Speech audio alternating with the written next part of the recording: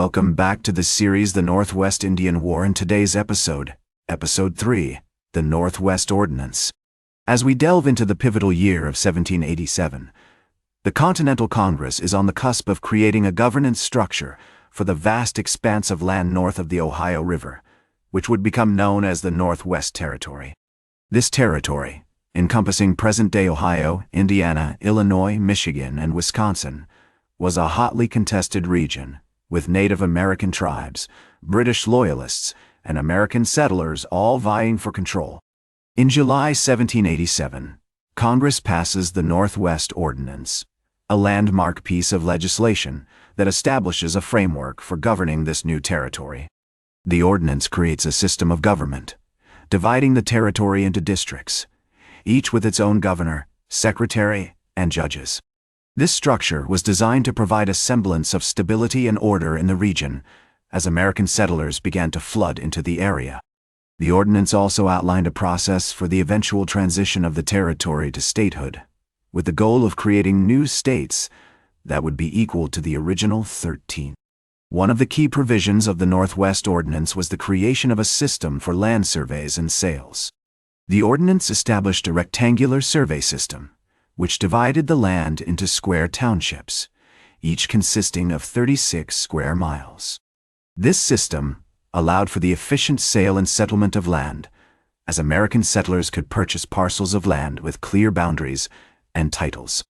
The first Surveyor General, Thomas Hutchins, was appointed to oversee this process, and his team began the arduous task of mapping out the territory.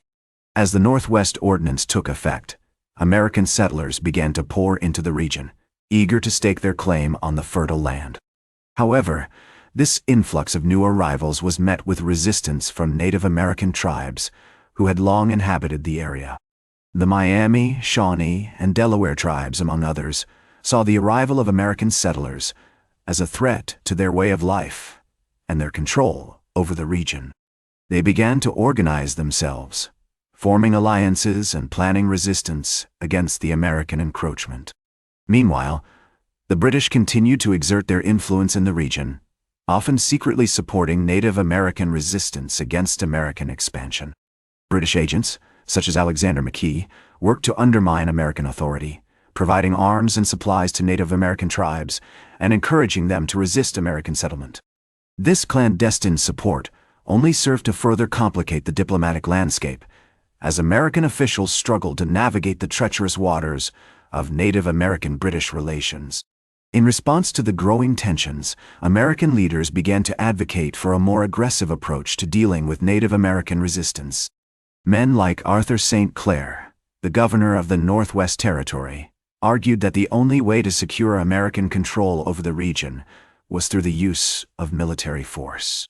This shift towards militarism was exemplified by the actions of men like Josiah Harmar, who led expeditions against Native American villages and advocated for the forced removal of tribes from the region. As the year 1787 drew to a close, the stage was set for a prolonged and bloody conflict over control of the Northwest Territory. The Northwest Ordinance had provided a framework for American governance in the region, but it had also sparked resistance from Native American tribes and British loyalists. The fate of the territory and the future of Native American relations in the region hung in the balance. That's all for today.